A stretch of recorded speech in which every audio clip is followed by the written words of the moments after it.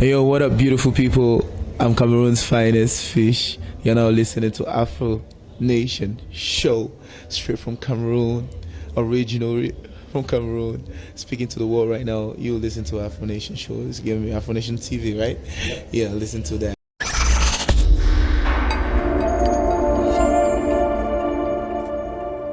Yo, what's good? What's poppin'? What's cracking? Oh, it's your boy Rod Rantz.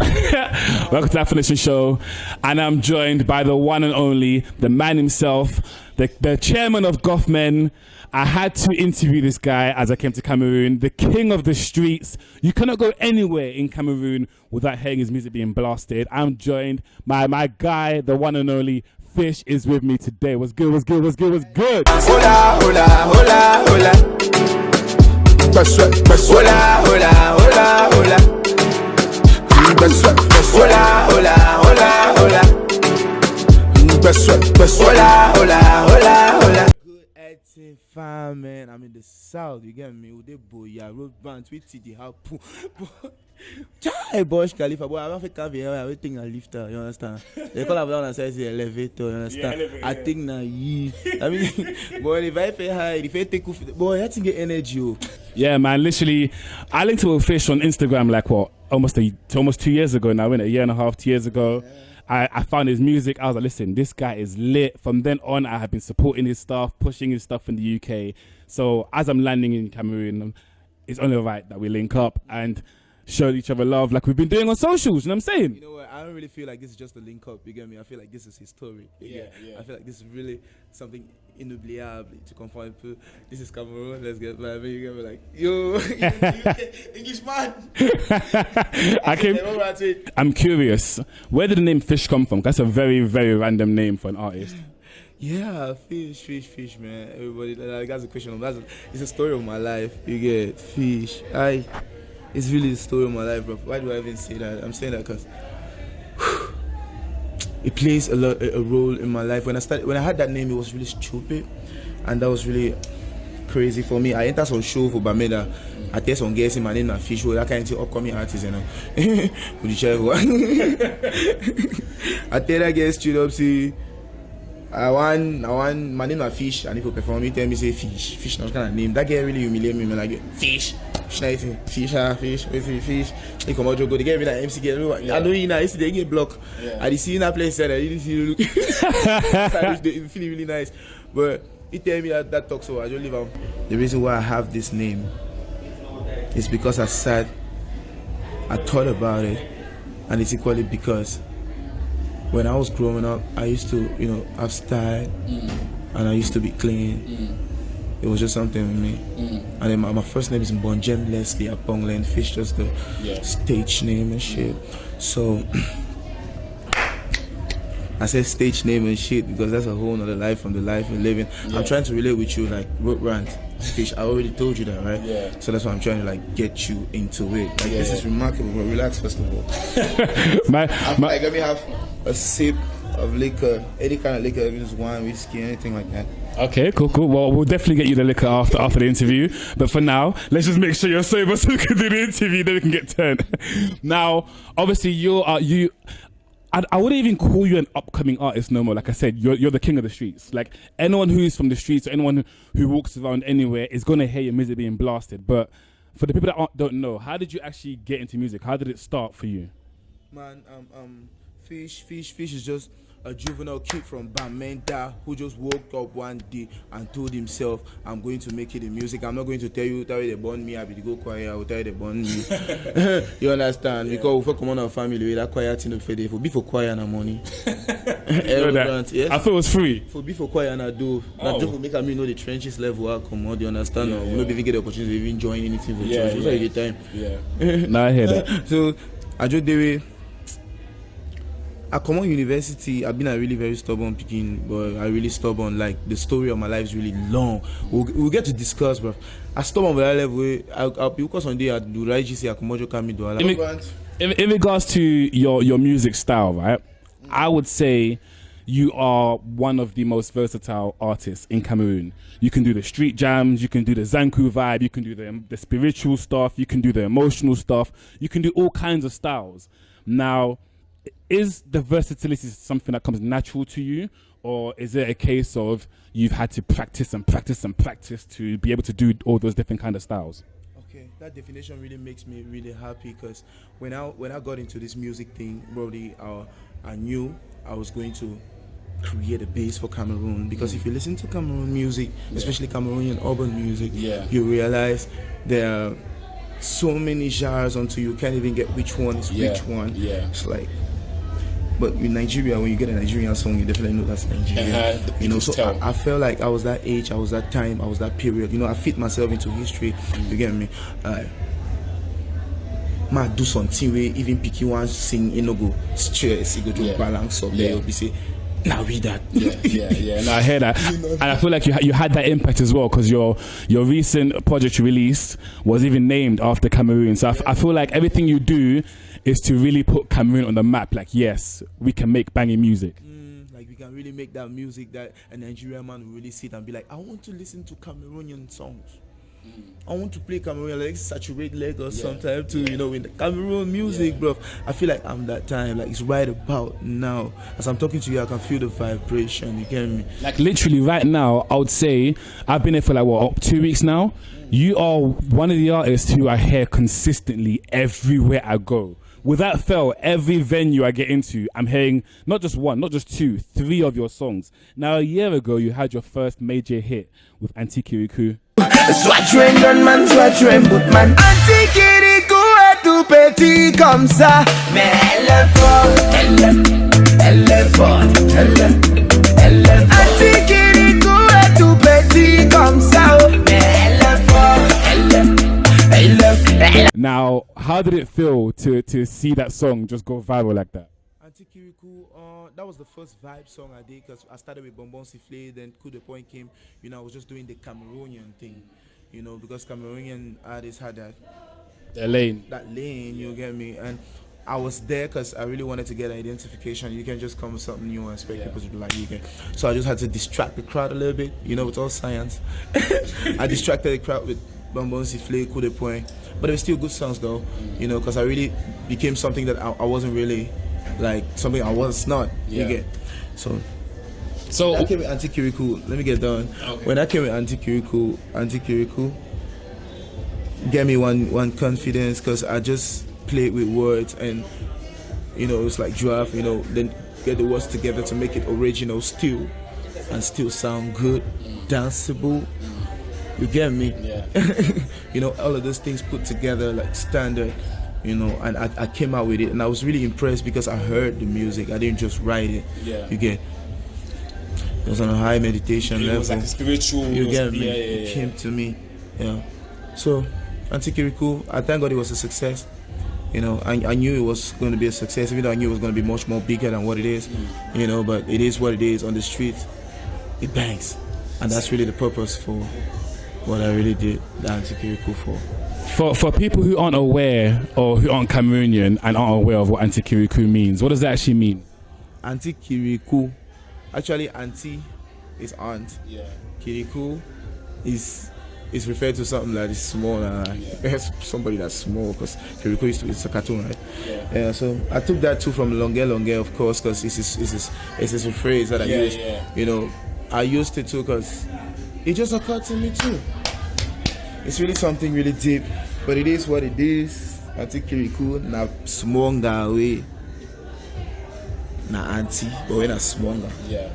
You understand? Then equally that Anti Kirikou, if you notice, the dance is done like this. That signature dance. You understand? That's the cadence. You get me? It's Anti Kirikou. So that it's everything put together, from the name, from the lyrics, from the title. You know, it's just the whole art in itself. You know, it's that building that I really wanted to do, and I'm really happy I did it. I had to stand up to say this because I've never had an interview and somebody asks me that kind of question that is making me like really feel powerful. Cool. So I feel like you have to divide this interview into parts. You post this one this season, and then you post the other one in maybe 5 years. Might say 5 years. No. I'm posting literally. Everyone needs to see it straight away because I want to interview every single year. So every year there'll be a new interview. So I can't post it in 5 years because there'll be a new one. Elle est petite comme ça. Nakatakuru, Akatakuru. Elle est trop cool, elle a porté le pantacourt. Elle m'avait vidé les poches, maintenant à Vinyamankundu, Ami Pikutu, Yuchama Futu, je viens de Kouloulou, et à Kouloulou, on a problème Butuku, such a man, such a bootman. Now, we were together at the Diaspora Invasion show, and we were speaking about doing this interview. We agreed we'd do it in the new year, and as the new year came, you was kind of hard to get a hold of. What happened to you? Because you had a show on New Year's Eve, and then you kind of went MIA. What happened? Right, I lost 2 phones in December, like straight up, consecutively. How did you lose 2 phones? Who loses 2 phones, and how did you lose 2 phones? Which artist loses 2 phones consecutively? What happened? Is that you put it down somewhere, or what happened? What happened? How did you realize you lost your phone? Was it, oh shit, what's going on? Bro, I was sitting on the table with friends, and then I gave my phone to one of my sons. I consider him as my son, and he, he just held the phone and he was dancing. When we get to the club, we really get crazy. Too much. Yeah. So my phone just got missing like that. Like, where's my phone? Oh, been on me. Where'd you keep it? I don't know.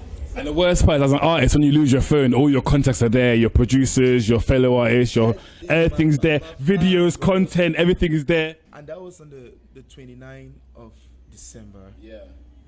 Breaking 30 and boom, first. And on the first, I had a show in Kumba. I had to communicate with the people, organize the show. I already got paid for that show. And it was really crazy because I couldn't even communicate with my daughter, bro. My mom, my dad, like nobody in my family. It was really a very lonely, it's a transition. I really felt it. Like I was alone, my nigga. I hear that. Crazy, man. Now, back to the music a little bit. So obviously, as I said before, you are now the king of the streets. But obviously, when you first started, you were still at the beginning stages of your career. So what's it like, really and truly? Because I know you're a real G. You're the kind of person to tell stuff real. You don't sugarcoat. You don't call a spade something else. You shoot straight. Really and truly, what is it like as an artist in Cameroon and coming up as an artist in Cameroon? Man, it is the most hectic lifestyle someone will ever have. Mark this. I'm not saying it so somebody gets scared, but I'm being honest with you. I've never been to UK, I've never been to America, I've never even been to Dubai. Like, I'm a real African man and I know what I am, you get me? I'm really that kind of strong-rooted African man who is informed, not like, but I know how it feels to be a bro. Like, it's really crazy because the people who love you don't really even show you they love you. And people who don't love you, they show you they love you. It's so fake out there, especially in Cameroon, bro. Like, I'm really happy having someone like you around here. Because a lot of people say that. They say that your friends aren't even the ones that support you the most. It's strangers. So I can definitely see why you'd feel the way you feel. Now, in regards to the issues you might have faced during your come up, what would you say were the most common things you had difficulties with at the beginning? At the beginning, it was mostly not really about finances, but it was about promotion.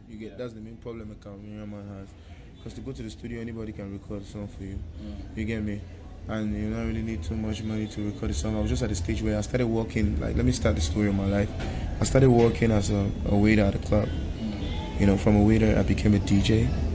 Oh, you DJ? Yeah. Oh, yo, what? Fhish DJs? I did not know this. You get me? So I was a DJ from being a waiter. You get, like, it's a whole transition. I left there. I was an Atalakuman and I was mixing too. You feel? So it was a whole growth and it was a whole continuation. I saved some money because I knew I was going to do music, most definitely, but I was just saving money, to better my life.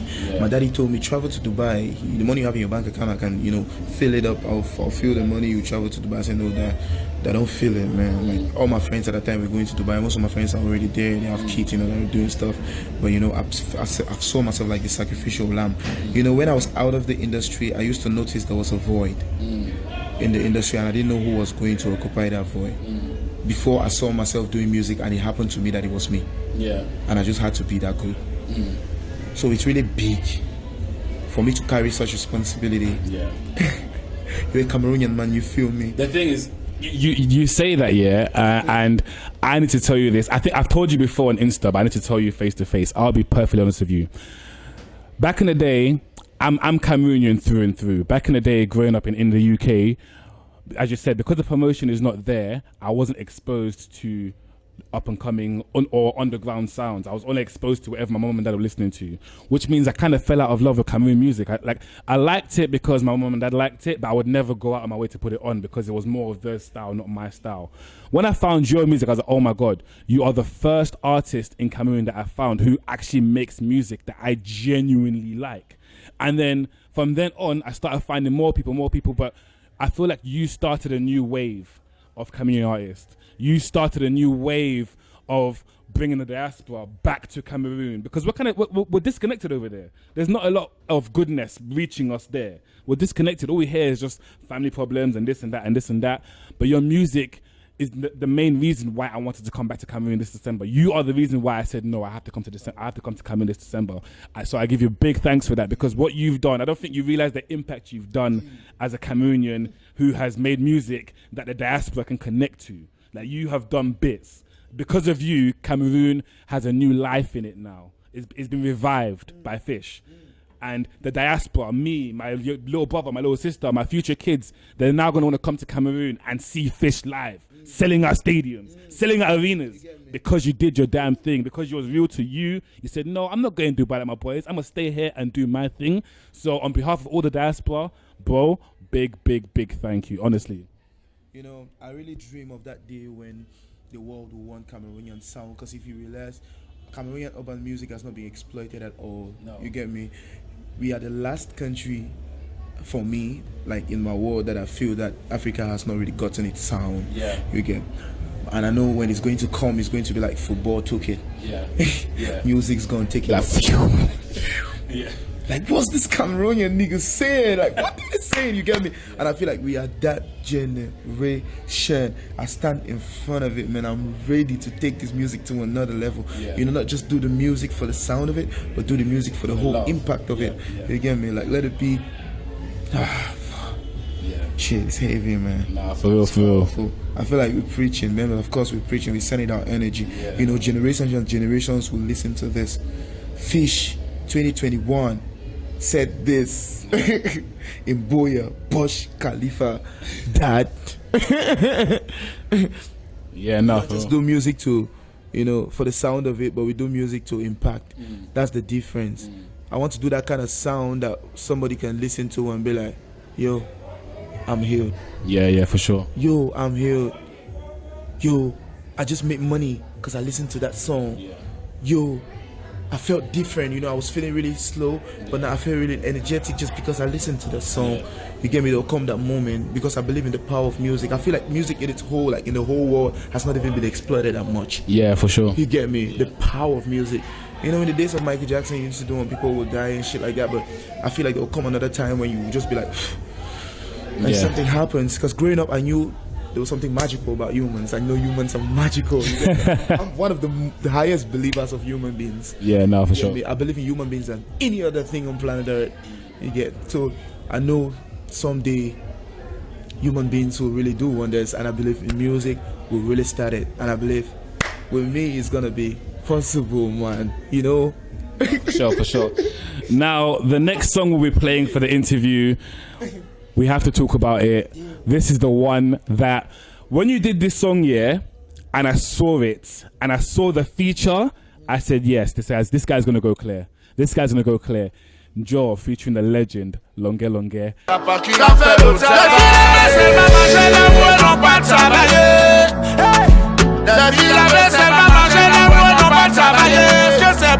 c'est pour cela que je ne suis pas dans le Njoh. Les gars y'a trop mollo. Njoh. Les gars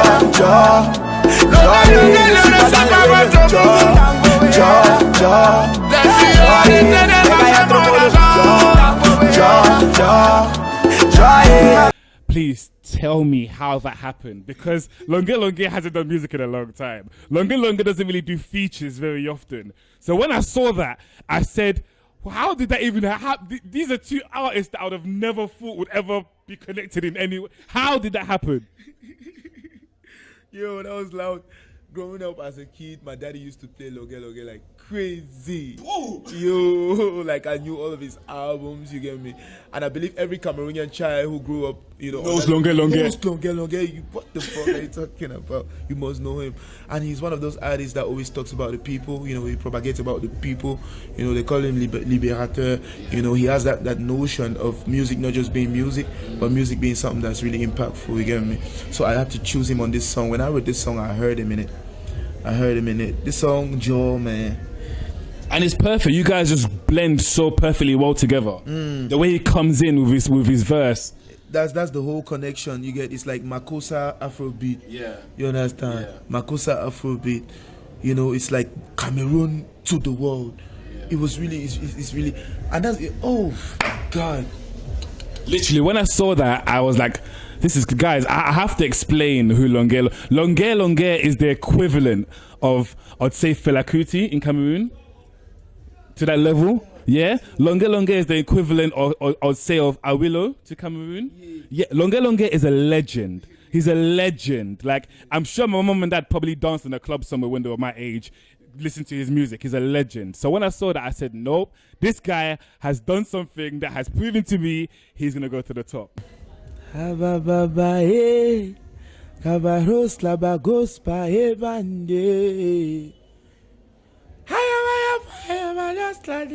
Spiritual healing,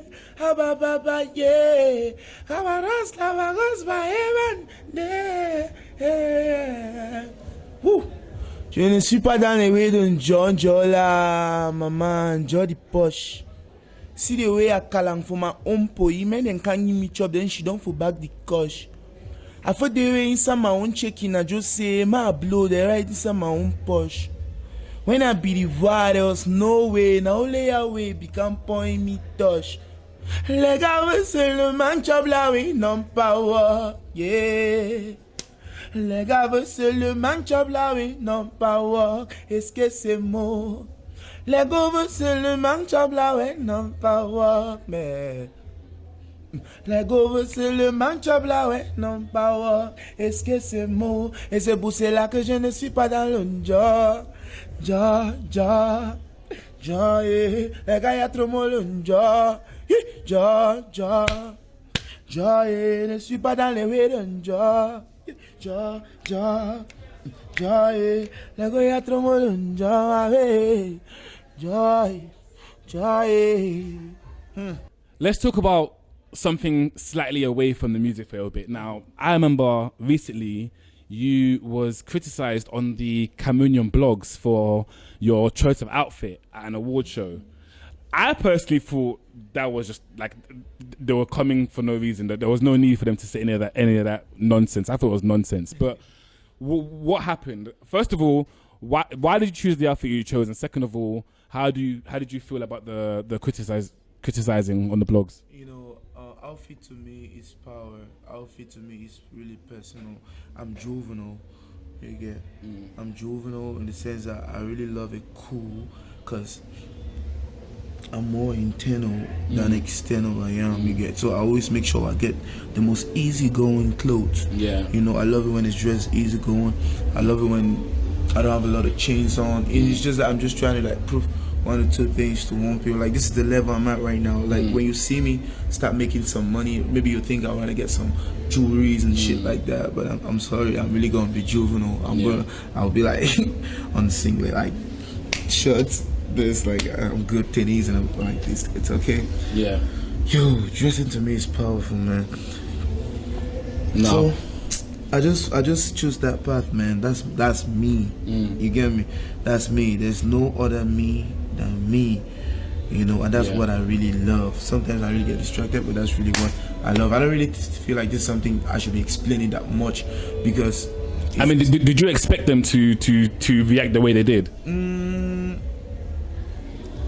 You know, I just believe this world, everybody must always have something to say. So it didn't really get to me that personally. You know, it might get to some of my fans. Maybe they'll be thinking, I'll be thinking, like, you know, but I knew exactly what I was doing. Yeah. For example, I went to an award show. I got just the sandals on, socks, shirt, t-shirt, sheet. Yeah. And that was me. As an Anglophone artist, again, this is a question that I've asked a few of our fellow Anglophone artists. As an Anglophone artist, do you feel like the incorporation of French in your music is vital to be successful in Cameroon? It's Cameroon, so when you hear Cameroon, what comes to your mind first? Bilingualism. Nobody needs to remind anybody. Just 2 countries in the world, Canada, Cameroon. That's it. You know, we are blessed to be among. And it just makes me. I'm a real Cameroonian, because Cameroonians, the sound and the culture is separated in the first place because there's a lot of diversity. Like there's so many languages, and it's really crazy. And French and English is, you know, the main 2 languages, of course. And to be a real Cameroonian, you know, you must make sure you speak those 2 languages, because if you're in Bamenda, you must relate to Pidgin, you must relate to English. If you did Douala, you must relate to French. You must relate to French. You understand? So, real Cameroonian man for 2020, now that one way we need to still fight to get independence. We don't already get the independence. When I talk about French, or you talk with me in English, we have to say to check Anglophone. I just tell you, that time don't pass. They all have everybody. I get so furious about it. I take it personal. You know, that time don't pass. Any Anglophone man need to get the obligation to talk English, talk French, when I love. Don't be sad to talk the French and the English. You understand? Well, I guess I'm fake then, because my French is trash. My French, but in my defense, I grew up in London. I didn't grow up here. I feel like if I grew up here, my French would be better. The thing is, I can understand it, I just can't respond. So maybe I'm like half a Cameroonian. Now, your latest single, Patience, is the one that is currently being pushed by your team at the moment. Patience.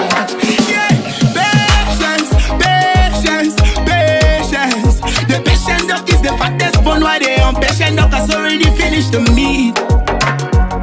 Patience. The patient duck is the fattest bone. Why they on patient duck has already finished the meat. Talk us through that one, because Patience is a different vibe to, like I said, you're a versatile artist. Anti Kirikou, which you've already played now, is one vibe. Njoh, which you've already played, is another vibe. Patience, which we're going to play now, is a different vibe. So talk us with Patience. What was the inspiration for that one? Patience came to me because of a lady. I'm that kind of artist. I will not write what is out of my life. You get? I keep it like on it. Like right now, I can just start doing stuff. You know, the artist right there. Like it's a moment to me. And at that time, I had a girl who I really liked. I ain't gonna lie. And I was just telling her about patience in my mind, you know, but she was all about the paper, you know, she was all about the beautiful life, you know. So I just had to write Patience and then love her through the song. And I really did love that through the song, and the message really gone through. I don't know who it's getting at, you understand, but that was just some true story, and I believe that's what music is even meant for. You understand? Yeah, no, for sure. Music where you just shout low, mango, yeah. You gotta do music that means something to you. That means something until it gets to someone. You know, that's the power of it. The patient duck is the fattest bone. Why they on patient has already finished the me. For your love, I go fight like asa. Come. Yeah, mommy bend down, bun you in the fella this way. He the bun done. It's a rainy season, TV stone fireside who did the punk on. Hey, do alang kong, so te nebo hala say again kong. Yeah, even if you no get the money today, mom baby, I know say you care, you bad say now, no fear ever like say you want for buy cho. Yeah, even if you no get the money today, my chérie, I know say you care, you bad say now, no fear ever like say they want for buy charge. Yeah, patience.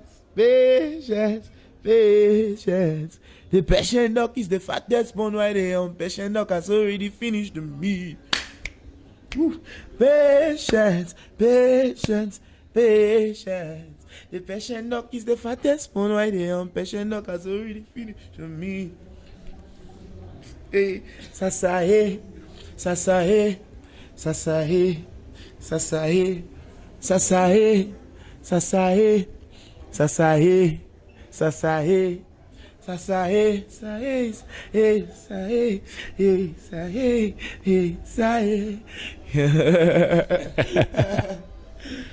12 2020 has passed. Let's put that year behind us. Let's not talk about it because I want to forget that year ever even happened in the first place. 2021. What are we expecting from you this year? I feel like nobody's gonna sing in this country this year. That's what I told my people, my real people. Nobody's gonna sing. It's just gonna be Fhish. We're only gonna hear Fhish this year. Just gonna be Fhish. Everywhere we go, Fhish. Forever. I mean, it started already because only thing I've been hearing in the last 2 weeks is Fhish. So we're expecting like a project, any big collabs, maybe another show. Because you done a show like last year or the year before. Last year I had a Fhish festival. Yeah, right? Fhish festival. Yeah. So we're expecting another show this year, anything like that. Another show. ATM took over this year. Next year I'm still going to continue with the festival. You get me? Yeah. At the end of the day, it's still about the festival. Yeah. And straight up, we're gonna run it. But you asked a question. I was thinking about answering that before you talked about festival. Oh, sorry, go on. What was that question you asked me? Projects? Yeah, projects. That's what I wanted to talk about, my G. So I'm just going to be doing music again. I feel like if I can drop music every fucking day, I'll do. Because I freestyle a day about, if it's small, let's say 50 or 100 songs, different ideas. So if I can produce every day and drop every day, it's gonna be cool. I just want to, get out of that mentality of Cameroonians, taking their time to drop music. But I'm going to be doing more of projects because projects are beautiful. Because in the project, somebody can, understand the whole concept. But on one song, you just talk about something myopic, but with a project, you can really impact the whole season, So I'm going to be doing more of projects and more of collaborations and more of singles. I'm just going to be doing music like every day. You get me? It's on that lane. Like 2021, we go all wild, bro. We need to fill it up. You get these people need to know. For sure. So have you got an idea of when the first project of the year might drop? Have you got like a vision in mind? I have February to start working because January, I just want to take January to do some traveling. Starting with a lot of journeys and shit. No, for sure. Playing catching, No, for sure. Now, unfortunately, we have come to the end of the interview, but before I let you go, where is the best place for us to find out what you had for breakfast? What is your social media handles? All of them. Then about my social media handles, Fhish Official is the tag, everywhere. Fhish Official on Instagram, Fhish Official Facebook, Fhish Official Snapchat. No, Fhish Leslie 2019 Snapchat, and then Twitter Fhish Official 3. So what are you most active on? Instagram is my thing.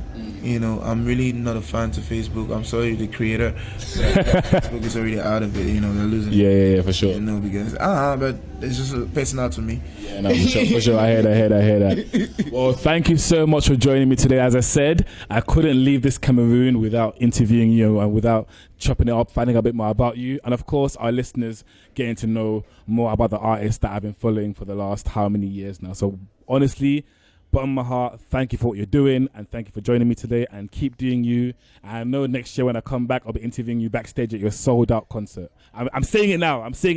End of this year, I'm coming back. I'm interviewing Fhish at the backstage of his sold out concert. I'm speaking into existence right now. So I've been your boy Rod Rantz. It's our finishing show. Until next time, we out. Peace. Boom.